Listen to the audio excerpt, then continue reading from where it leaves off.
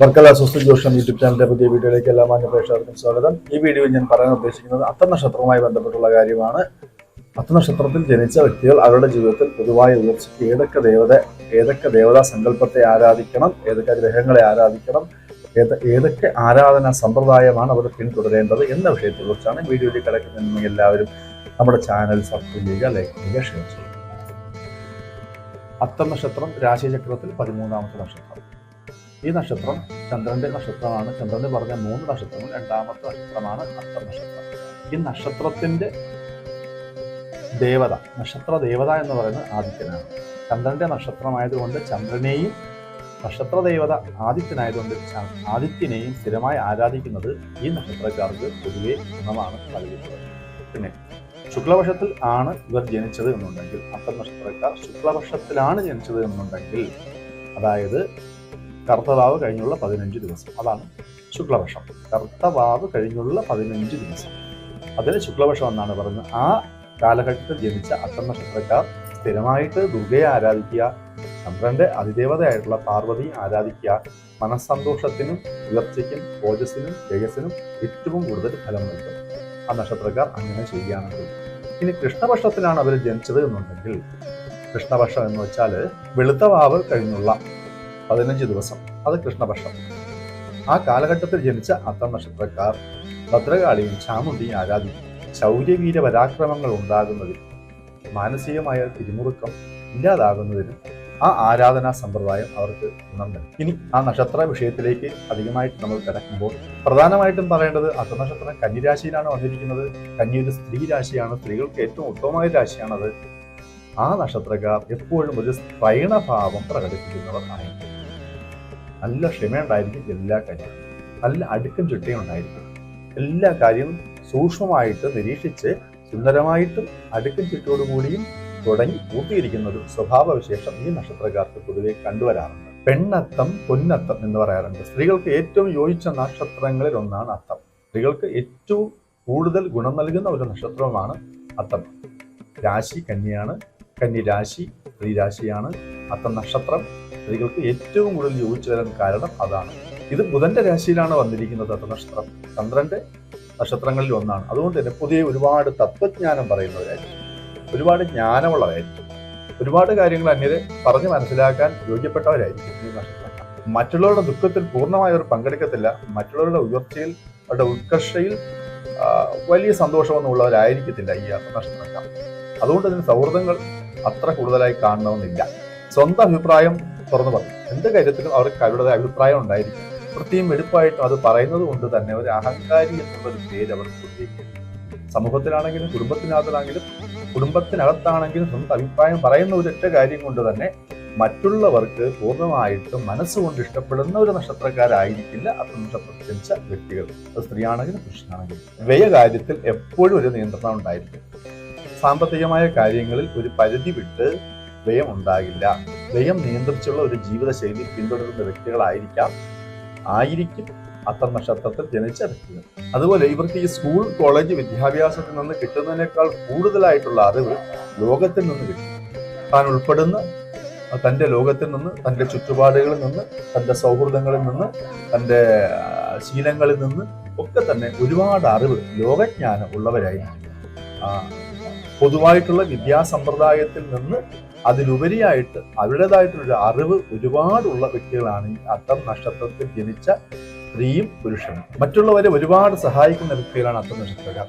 ഒരുപാട് തിരിച്ചൊന്നും പ്രതീക്ഷയായിരിക്കത്തില്ല അവർ സഹായിക്കുന്നത്. ഒരു കാരണവശാലും തിരിച്ചതിനുള്ള ഗുണം ഒന്നും കിട്ടത്തില്ല എന്ന് മാത്രമല്ല, അപകടങ്ങളോ അല്ലെങ്കിൽ ക്ലേശങ്ങളോ നഷ്ടങ്ങളോ ഒക്കെ ഉണ്ടാവാം. ആരെയാണോ സഹായിച്ചത് അവരിൽ നിന്ന് അന്യരെ സഹായിക്കുക, പക്ഷെ ഒന്നും പ്രതീക്ഷിക്കരുത്. കിട്ടുന്നത് എന്തായാലും ബുദ്ധിമുട്ട് തന്നെയായിരിക്കും. അത്തനക്ഷത്രത്തിൽ ജനിച്ച ഭൂരിപക്ഷം ആൾക്കാരുടെ ഒരു അനുഭവം എപ്പോഴും ഉയർച്ചയും താഴ്ചയും മാറി മാറി. പൊതുവെ ചന്ദ്രന്റെ നക്ഷത്രക്കാർക്ക് ഉണ്ടാകുന്ന ഒരു ദോഷമാണ് സ്ഥിരമായ ഗുണം ഉണ്ടാകത്തില്ല. 10 ദിവസം നന്നായിരുന്നാൽ അടുത്ത 10 ദിവസം ആ ഗുണം ഉണ്ടായിരിക്കണമെന്നില്ല. ചന്ദ്രന്റെ പ്രതിക്ഷയങ്ങൾ പോലെ അവരുടെ ജീവിതത്തിലും സുഖദുഃഖങ്ങൾ, ലാഭനഷ്ടങ്ങൾ മാറി മാറി വരും. അസ്ഥിരത ഉണ്ടാകും സൗഖ്യതയ്ക്കും സാമ്പത്തിക ഗുണത്തിനും എന്നുള്ളതാണ്.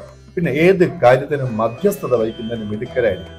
രണ്ടുപേർ തമ്മിലുള്ള പ്രശ്നം പറഞ്ഞു പരിഹരിക്കുന്നതിനും സാമ്പത്തികമായ ഇടപാടുകളിലും എന്ത് കാര്യത്തിനും മുന്നിൽ നിന്ന് മധ്യസ്ഥത വഹിച്ച് ആ കാര്യം വളരെ ഭംഗിയായി തന്നെ പൂർത്തീകരിക്കാനും മുന്നോട്ട് കൊണ്ടുപോകാനും ഐക്യതയോടുകൂടി ആൾക്കാരെ മുന്നോട്ട് കൊണ്ടുപോകുന്നതിന് മിടുക്കരായിരിക്കും. ബുധന്റെ രാശിയിലാണ് ഇവർ ജനിച്ചിരിക്കുന്നത്. ബുധന് പറഞ്ഞിട്ടുള്ള ആ ബുദ്ധി തീഷ്ണത, ബുധന് പറഞ്ഞിട്ടുള്ള ആ ഒരു കൂർമ്മ ബുദ്ധി, ബുധന് പറഞ്ഞിട്ടുള്ളതായിട്ടുള്ള ഒരുപാട് ഗുണങ്ങളുള്ളവരാണ് ഈ നക്ഷത്രക്കാർ. അതുകൊണ്ട് തന്നെ മധ്യസ്ഥത വഹിക്കുന്നതിൽ മിടുക്കരായിരിക്കും. ആ മേഖലയിൽ അവർ ശോഭിക്കുകയും കൂടെ ചെയ്യും. തത്വജ്ഞാനം എന്ന് മാത്രമല്ല, അവരെ സംബന്ധിച്ച് ഈ ബുധന് പറഞ്ഞിട്ടുള്ള വാഗ്വൈഭവം ഉണ്ട്. വാക്കുകൊണ്ട് അന്യരെ വശീകരിക്കുന്നവരും കൂടെ ആയിരിക്കും. മാത്രമല്ല അവിടെ ചന്ദ്രൻ കന്നിരാശിയിൽ നിൽക്കുമ്പോൾ അതിന്റെ 10ാമത്തെ ഭാവമായിട്ടുള്ള മിഥുനം, അതിന്റെ അധിപതിയും കൂടെ ബുധനാണ്. അതുകൊണ്ട് തന്നെ ബുധന്റെ പ്രഭാവം ഒരുപാടുള്ളവരായിരിക്കും. അത്തം നക്ഷത്രത്തിൽ ജനിച്ചൊരു വ്യക്തി ചന്ദ്രദശയിലാണ് ജനിക്കുന്നത്. 10 വർഷമാണ് ചന്ദ്രന് പറഞ്ഞിട്ടുള്ളത് എന്നുണ്ടെങ്കിൽ ജനിച്ച സമയം എത്ര നാഴിക ചെന്നോ അതനുസരിച്ച് ഏറ്റക്കുറച്ചിലുണ്ടാവാം. എന്നാൽ പോലും പൊതുവെ 5 വയസ്സ് വരെയൊക്കെ നമുക്ക് പറയാം അത്തം നക്ഷത്രത്തിൽ ജനിച്ചൊരു വ്യക്തിക്ക് ചന്ദ്രദശ ഉണ്ട് എന്നുള്ളത്. ആ കാലഘട്ടത്തിൽ ബാലാരിഷ്ടത തീർച്ചയായിട്ടും ഉണ്ടാകും. ചന്ദ്രദശയൻക്ക് അല്പം കൂടുതലായി തന്നെ അനുഭവത്തിൽ വരും. മൃത്യുഞ്ജയ ഹോമം ചെയ്യുക, ശിവനെ തൊഴുക, ആയുസിന്റെ കാരകനായിട്ടുള്ള ആ ശിവനെ തൊഴുത് പ്രാർത്ഥിക്കുന്നത് നല്ലതാണ് ആ കാലഘട്ടത്തിൽ. അതുപോലെ ദുർഗാപ്രീതി വർദ്ധിക്കുക, ലളിതാ സഹസ്രനാമം ജപിച്ചുള്ള അർച്ചന, ഭഗവതി സേവ, ദുർഗാപരമേശ്വരി പൂജ, ഇതൊക്കെ ആ കാലഘട്ടത്തിൽ അവർ ചെയ്യുന്നത് അവരുടെ ശാരീരിക വൈഷമ്യം, കുഞ്ഞുങ്ങളുടെ 5 വയസ്സുള്ള കുട്ടി അത്തം നക്ഷത്രത്തിൽ ജനിച്ച കുഞ്ഞുങ്ങളുടെ അശ്രതാ പരിഹാരത്തിന് ഏറ്റവും ഉത്തമമാണ്. അതിനുശേഷമുള്ള 7 വർഷം ചൊവ്വാദശ, 5 വർഷത്തോളം കഴിഞ്ഞുള്ള 7 വർഷത്തോളം 12, 13 വയസ്സ് വരെ ഈ നക്ഷത്രക്കാർ അനുഭവിക്കുന്നത് ചൊവ്വയുടെ ദശയാണ്. ചൊവ്വ അവർക്ക് അനുകൂലമല്ല. ഇപ്പം നാളുകാർക്ക് 3ാം ഭാവവും അഷ്ടമാധിപതിയും കൂടെയാണ്.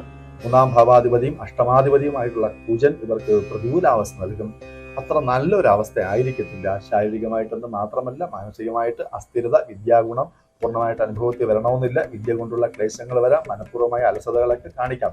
ഇങ്ങനെയുള്ള കാര്യങ്ങളുള്ളത് കൊണ്ട് തന്നെ ഈ പറഞ്ഞ കാലഘട്ടത്തിൽ സുബ്രഹ്മണ്യനെയും ഭദ്രകാളിയും സ്ഥിരമായിട്ട് അവർ ആരാധിക്കണം. ശേഷമുള്ള 18 വർഷത്തോളം ഏകദേശം ഒരു 30-32 വയസ്സിനുള്ളിൽ അവർക്ക് രാഹുറാണ് ഉള്ളത്. 30-32 വയസ്സിനകത്ത് രാഹു തീരും. 12 വയസ്സിന് മേൽ 30-32 വയസ്സ് വരെയുള്ള ആ കാലഘട്ടത്തിൽ അവർക്ക് രാഹുദിശയാണ്. 18 വർഷമാണ് രാഹുർ. ഞാൻ പറഞ്ഞതിൽ ചില ഏറ്റക്കുറച്ചിലുകളൊക്കെ വരാം. എന്നാലും പരമാവധി 32 വയസ്സിലുള്ള രാഹുദശാകാലം മധ്യമ ഫലമാണ്. സൂക്ഷിച്ച് ജീവിതത്തിലെ ഏറ്റവും പ്രധാനപ്പെട്ട ഒരു കാലഘട്ടമാണ്. വിദ്യാഭ്യാസത്തിന്റെ കാലഘട്ടമാണ്.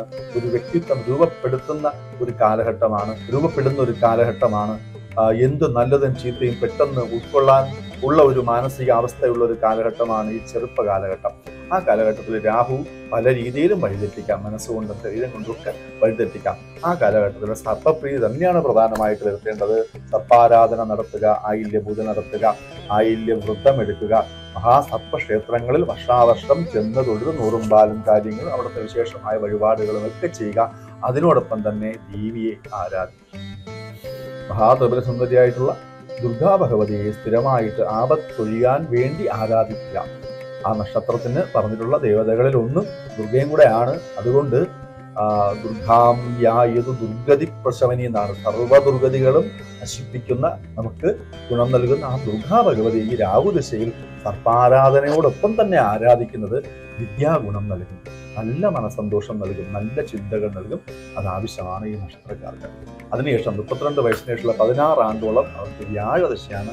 കാരണം പുതിയ വലിയ ദോഷമൊന്നും കൊടുക്കുന്നതല്ല ഇവർക്ക്.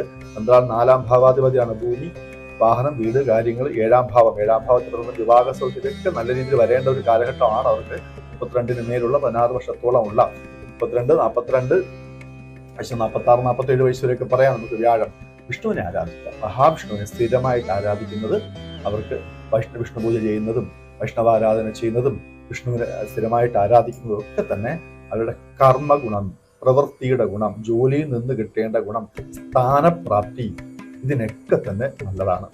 അതുപോലെ ഭൂവാഹനാദി കാര്യങ്ങളുടെ അനുഭവം ഉണ്ടാകുന്നതിനും വിഷ്ണുവിനെ സ്ഥിരമായിട്ട് ആരാധിക്കുന്നതല്ലാണ്. വ്യാഴാഴ്ച ദിവസങ്ങൾ ഭക്തമാംസാദികൾ ഒഴിവാക്കി മഹാവിഷ്ണു ക്ഷേത്രത്തിലോ അല്ലെങ്കിൽ ശ്രീകൃഷ്ണന്റെ അമ്പലത്തിലോ വലതു വെച്ച് തൊഴുത് പുരുഷസൂക്ത മന്ത്രാർത്ഥനയും ഭാഗ്യസൂക്ത മന്ത്രാർത്ഥനയൊക്കെ ചെയ്ത് ഭഗവാനെ ആരാധിക്കുന്നത് കൊണ്ട് അവർക്ക് ആ കാലഘട്ടത്തിൽ ന്യായമായിട്ട് കിട്ടേണ്ട കുടുംബ സൗഖ്യതയും വാഹനാദി ഭൂഗുണങ്ങളും ഒക്കെ തടസ്സമില്ലാതെ കിട്ടുന്നതും കർമ്മരംഗത്ത് ഉയർച്ച ഉണ്ടാകുന്നതും ആയിരിക്കും.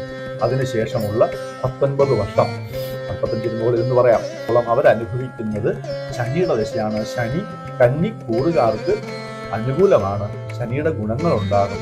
സ്ഥാനപ്രാപ്തി ഉണ്ടാകും, സ്ഥിരതയുണ്ടാകും, കർമ്മഗുണം ഉണ്ടാകും, അന്യരുടെ സഹായങ്ങൾ ലഭിക്കും, കുടുംബത്തിനകത്തുനിന്നുള്ള സഹായങ്ങളൊക്കെ ലഭിക്കുന്ന ഒരു കാലഘട്ടമാണ് ശിവനെ തൊഴുക, ശാസ്താവിനെ.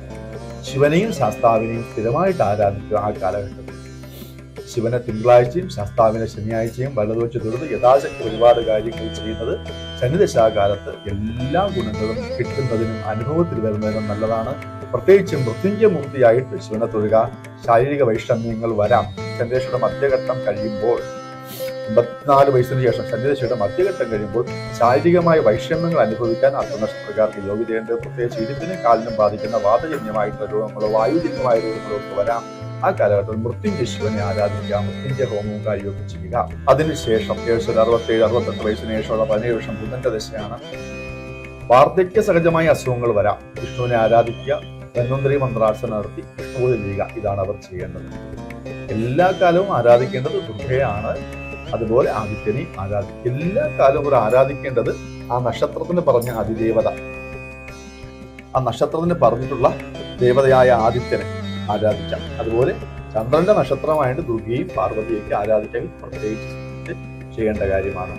ഇനി അത്തം നക്ഷത്രത്തിൽ ജനിച്ച വ്യക്തികൾ ഏതൊക്കെ നക്ഷത്ര ജാതകവുമായിട്ടുള്ള സൗഹൃദങ്ങൾ ഒഴിവാക്കണം, ഏതൊക്കെ നക്ഷത്രത്തെയാണ്, ഏതൊക്കെ നക്ഷത്ര ദിനത്തെയാണ് ഒഴിവാക്കേണ്ടത് അവരുടെ കുടുംബ ജീവിതത്തിലെയും അവരുടെ വ്യക്തി ജീവിതത്തിലെയും മംഗളകർമ്മങ്ങൾക്ക് എന്ന് ചോദിച്ചാൽ, അവർ ജനിച്ചതിൽ നിന്ന് മൂന്നാമത്തെ നക്ഷത്രമായിട്ടുള്ള ചോതി, 5-ാം നാളായിട്ടുള്ള അനിഴം, 7-ാം നാളായിട്ടുള്ള മൂലം. ചോതി, അനിഴം, മൂലം ഈ 3 നാളിൽ ജനിച്ച വ്യക്തികളുമായിട്ടുള്ള കൂട്ടുകൂടലും കുടുക്കൽ വാങ്ങലും ഒക്കെ ഒഴിവാക്കുക. സൗഹൃദങ്ങൾ ഒഴിവാക്കുക. ആ വ്യക്തികളുമായി ചേർന്ന് ചെയ്യുന്ന കാര്യങ്ങളിൽ നിന്ന് പിന്തിരിയുക, മാറി നിൽക്കുക. വിവാഹ വിഷയത്തിൽ അത്തം നക്ഷത്രത്തിൽ ജനിച്ച സ്ത്രീകൾ ഈ 3 നാളിലും ചോതി, അനിഴം, മൂലം തുടങ്ങിയ 3 നാളിലും ജനിച്ച വ്യക്തികളെ വിവാഹം കഴിക്കുന്നത് ശുഭമല്ല. എന്നാൽ പുരുഷന്മാർക്ക് അത്തം നാളിൽ ജനിച്ച ഒരു പുരുഷന് അയാൾ ജനിച്ചതിന്റെ 3-ാമത്തെ നാളായിട്ടുള്ള ചോതിയോ, 5-ാം നാളായിട്ടുള്ള അനിഴമോ, 7-ാം നാളായിട്ടുള്ള മൂലമോ ആ നക്ഷത്രത്തിൽ ജനിച്ച സ്ത്രീകളെ വിവാഹം കഴിക്കുന്നതിന് ജ്യോതിഷപരമായിട്ട് ദോഷമൊന്നും പറയുന്നില്ല. സ്ത്രീകൾക്കാണ് പ്രധാനമായിട്ടും ഒഴിവാക്കാൻ പറയുന്നത്. എന്നാൽ പുരുഷന്മാർ മറ്റ് സൗഹൃദങ്ങളൊക്കെ ഒഴിവാക്കുന്നത് നല്ലതാണ്. ഈ പറഞ്ഞ 3 നക്ഷത്ര ദിനങ്ങളിലും ഈ നാളുകാർ അവരുമായി ബന്ധപ്പെട്ടുള്ള നൂതന സംരംഭങ്ങൾ പാടില്ല. പുതുതായിട്ട് ഒരു കാര്യം തുടങ്ങരുത്. അവരുടെ ജീവിതത്തിലെ പ്രധാനപ്പെട്ട കാര്യങ്ങൾ ഈ നക്ഷത്രത്തിൽ ചെയ്യുന്നതും നല്ലതല്ല. അങ്ങനെയുള്ള കാര്യങ്ങളൊക്കെ ഒഴിവാക്കുന്നത് ഗുണമാണ്. അതുപോലെ ഇവിടെ അഷ്ടമരാശി, അത്തനാളിന്റെ അഷ്ടമരാശിയായിട്ടുള്ള മേടരാശിയിൽ ജനിച്ച അശ്വതി ഭരണി കാർത്തികയുടെ ആദ്യത്തെ 15 നാഴിൽ ജനിച്ച വ്യക്തികളുമായിട്ടുള്ള കൂട്ടുകെട്ട് ഒന്ന് ഒഴിവാക്കിയാൽ നല്ലതാണ്. പൂർണ്ണമായിട്ടുമല്ല, എപ്പോഴും ഈ പറഞ്ഞ 3 നാള് അശ്വതി, ഭരണി, കാർത്തികയുടെ ആദ്യത്തെ 15 നാഴിൽ ജനിച്ച വ്യക്തികൾ ആണെന്നുണ്ടെങ്കിൽ, അവരുടെ സൗഹൃദത്തിലുണ്ടെങ്കിൽ എല്ലാ കാര്യത്തിലും ഒരു അകലം വെച്ച് അവരുമായിട്ടുള്ള സൗഹൃദം മുന്നോട്ട് കൊണ്ടുപോവുക. ഒരു പരിധി വിട്ട് വേണ്ട. അത്ര അനുകൂല ഫലം കിട്ടുന്നതല്ല ഈ നാളുകാരിൽ നിന്ന്. അത്തനാളിന്റെ സാമാന്യമായിട്ടുള്ള വിവരണമാണ് ഈ വീഡിയോയിൽ ഞാൻ പങ്കുവച്ചത്. നിങ്ങൾക്കത് ഇഷ്ടപ്പെട്ടു എന്ന് കരുതുന്നു. വർക്കല സ്വസ്തി ജ്യോതിഷം യൂട്യൂബ് ചാനലിന്റെ പുതിയ വീഡിയോകൾ കാണുന്നതിന് വേണ്ടിയിട്ട് ചാനൽ സബ്സ്ക്രൈബ് ചെയ്യുക, ലൈക്ക് ചെയ്യുക, ഷെയർ ചെയ്യുക.